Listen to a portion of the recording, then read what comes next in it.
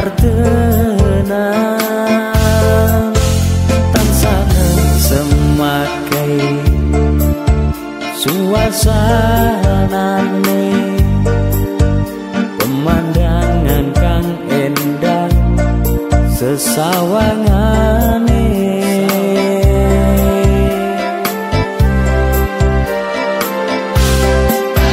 nang pinggir kali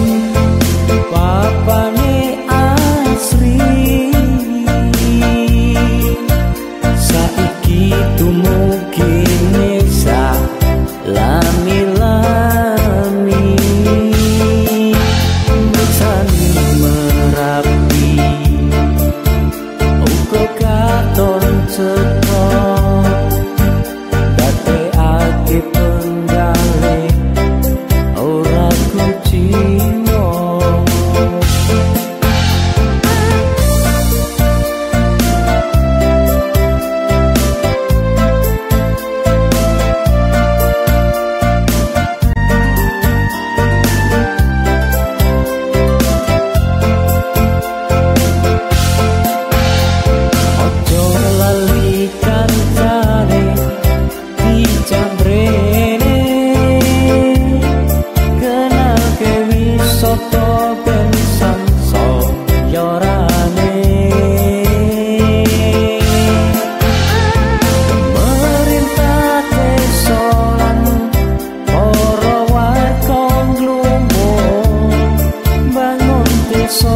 soto